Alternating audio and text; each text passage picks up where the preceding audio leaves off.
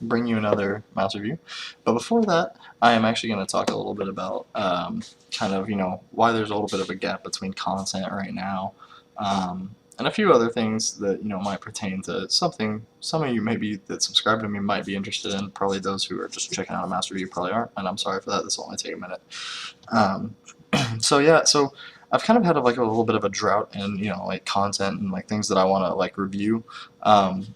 One of my subscribers has really urged for the Corsair Saber, which I'm actually pretty interested in because it has a 3988 sensor, and that is, like I've spoken about it before, is actually one of my really my favorite sensors out there. That and the 3989, I think they're just really crisp and responsive, and I would really like to give them a shot because I think they're really well made, and honestly, some of the implementations of them are like very cheap. Like the Torque X5, that was my last review, thing performs like beautifully, and you can find it for like $30. That's crazy to me. That being said, yeah, I mean, look, I try to get my best to give you guys, non opinion based reviews.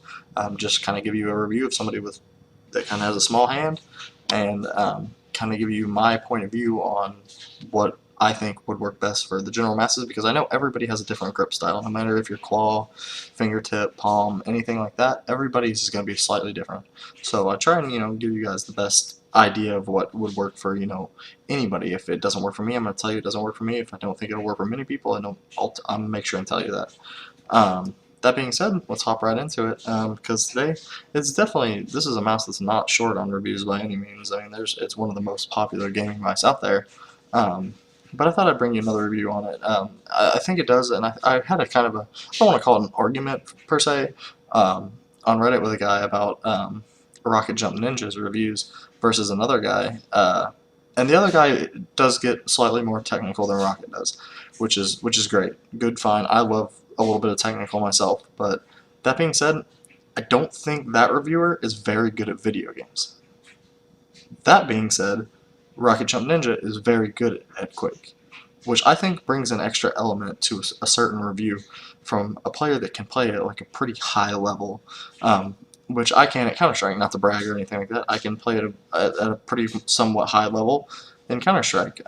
I can play at global elite level and about 13 to 14 RWS and ESEA. I think that's pretty high level. So yeah, I think that adds a little bit of depth to a review of somebody that can pull that performance from a mouse and see what it's all about, especially for something like Quake, like Rocket Jump Ninja plays. That's like a super flicky, all over the place game, whereas Counter-Strike's more like calculated, where you're aiming generally, things like that. But that being said, let's get right into it. So yeah, Logitech G303 Daedalus Apex. I've actually had one of these before. This is a new copy that I've just had sitting in a box, because I sent my old one in because it had a little bit of sensor rattle. So it was, it kind of just needed to go back. And I hadn't pulled it out since. I actually only got to use my last one for just a little bit before I had to send it back because of the sensor rattle. So let's hope to God this one doesn't have sensor rattle. So yeah, let's go ahead and open it up. Open that up, put that off. Okay. So I actually really like the way that Logitech does this in this one. I'm not sure if they do it in a lot of their other ones, but and it's actually already popped out mostly. But they don't bunch up the cord like they do in some of the other ones. It actually comes all in like a rounded package right there, which I think is pretty cool. So yeah, let's get it out, see what it's all about. So the Logitech G303 Daedalus Apex. First, right off the bat, you can tell pretty easily this is a very small mouse. It's really meant for a fingertip or a claw. It'd be very hard to like palm this mouse. See, like I have short hands and my fingers are still overlapping it, as you can see. Like I pretty much have to play in a claw. It's a very short, small mouse. This is not by any means a palm mouse. So if you play palm, this is not the mouse for you. You'd be very hard pressed to make this a palm mouse. You would have to have like 15 or 16 centimeter hands to palm this. So yeah, that being said, I don't think it's made to be a palm mouse. It's not, the shape just doesn't contour to that. So first thing is right off the bat, you'll notice it does have a weird shape. It is kind of a diamond shape, as you can see, that's a subject of a high amount of debate on whether people like that or not, because it's a very unsafe shape. It forces your hand to sit in a certain way, and people basically have to mold their hand and force their hand to be able to grip this mouse well. That being said, the time that I used it, I didn't have too much trouble claw gripping it. My pinky finger sits slightly over this ledge right here, which isn't too bad. It sits basically like that, and it's not too bad. I do have, like I said, I do have about 17.5 centimeter hands, so the side buttons here on the right hand side do work well for me.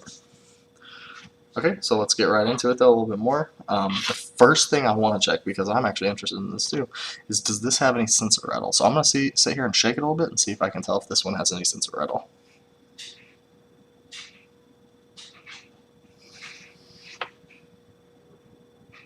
It has some sensor rattle. I'm a little pissed off right now.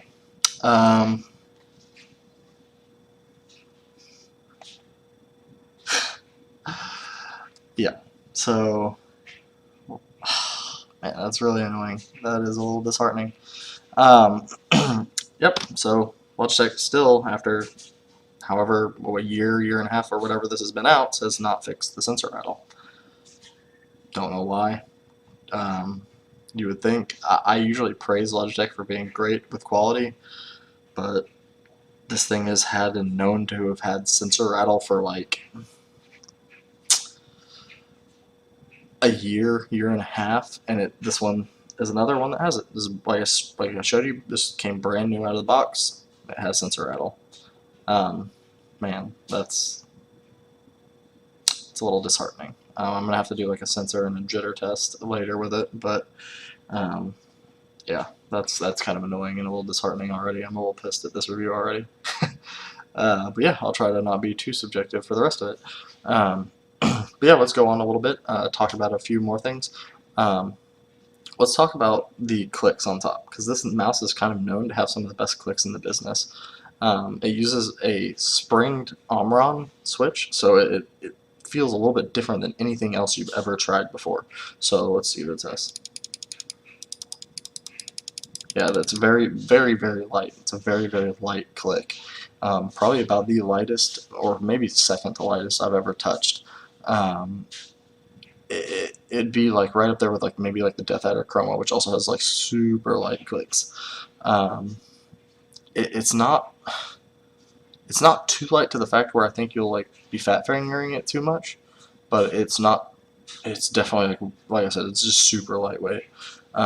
Next is the scroll wheel. This is pretty highly also debated whether this is a good scroll wheel or not. It is very tactile. It has a good amount of tactile feedback. But it's also very like, I don't know how to describe this, but it's I'm thinking of the word to describe this. It's also like, it's very tactile, but it's also very thin and narrow, as you can see. Like, it's a very thin and narrow, not much elevation, so it's kind of a weird scroll wheel. I don't have any preference either way. I think it's completely fine for CSGO, which you do like a little bit of tactility. But that being said, I think this one is not a bad. I was able to hit B-hops with it the last time and everything with it. I think it works completely fine. Next thing would be the mouse one, or not the mouse one and mouse two, but these side buttons. What are those? 5 and 6 or 4 and 5? I can't remember.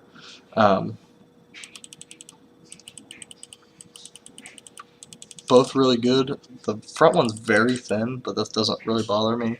Back one's a little bit thicker. Both a very good feel to them. Very good clicks on this mouse overall. I mean, it's just got very good clicks overall. I can't really say much else about it. Probably some of the best, if not the best, clicks I've ever used.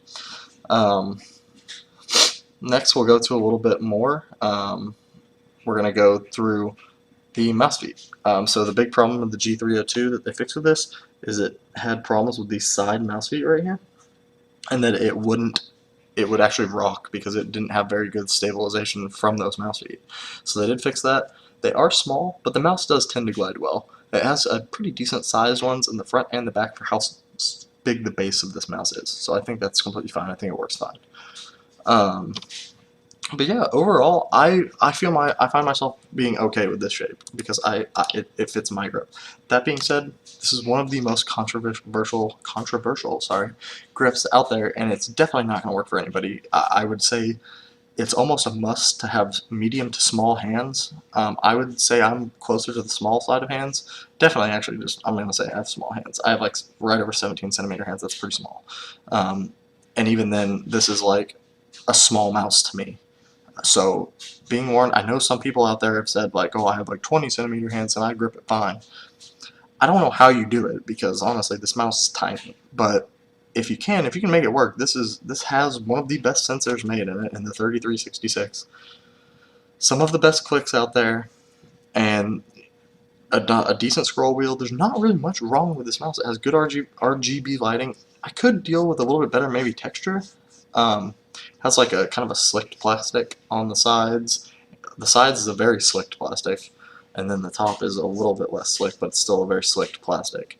But overall, the mouse feels very good. Once again, a braided cable. I don't know why. I guess it kind of exudes a little bit of quality, but like I still think the hardcore gamer, the competitive gamer, wants a non-braided cable. That being said, it is a very thick braided cable as well. This might have trouble fitting in some mouse bungees. But yeah, that being said, if you can get a model of this without the sensor rattle, which I didn't, but if you can get one without that, and you like the grip, this is one of the most solid mouse choices out there. $40 to $50 for this mouse. Best sensor out there, or well, one of them. Best clicks out there. Overall good feel if you can like the shape and the grip. Yeah, I mean, I have a hard time saying much else bad about it except for the stupid sensor rattle, which I'm going to have to test, and I'm going to see if I'm going to have to send it back or not. That's kind of annoying to me, but I mean, I don't know, what are you going to ask them to do? Open up each box and test them, or what? But I mean, it's getting to that point where it's like, Logitech, this has been happening for a year and a half. How is it not fixed yet? I don't know, but let's end on a good note. As always, guys, it's been Spilly. Look for a few more reviews coming out soon. Hoping to get... When is the Scream 1 supposed to come out? I thought it was supposed to be like... I know it's announced and they had like the commercial at the MLG Major, but I haven't seen a pre-order or anything like that for it, so hope to get that one soon. But until then, maybe look out for a Corsair Saber. I actually will have something a little bit special in a mousepad review coming out right after this as well. So look for that. And as always, guys, it's been Spilly with another mouse review. What's going on, guys? Spilly here again today to kind of bring you another mouse review. But before that, I am actually going to talk a little bit about kind of, why there's a little bit of a gap between content right now, and a few other things that, might pertain to something some of you maybe that subscribe to me might be interested in. Probably those who are just checking out a mouse review probably aren't, and I'm sorry for that. This will only take a minute. So yeah, so I've kind of had like a little bit of a drought in like content and like things that I want to like review. One of my subscribers has really urged for the Corsair Saber, which I'm actually pretty interested in because it has a 3988 sensor, and that is like I've spoken about it before, is actually one of my really my favorite sensors out there. That and the 3989, I think they're just really crisp and responsive, and I would really like to give them a shot because I think they're really well made, and and honestly, some of the implementations of them are like very cheap. Like the Torque X5, that was my last review, thing performs like beautifully, and you can find it for like $30. That's crazy to me. That being said, yeah, I mean, I try to get my best to give you guys, like non opinion based reviews.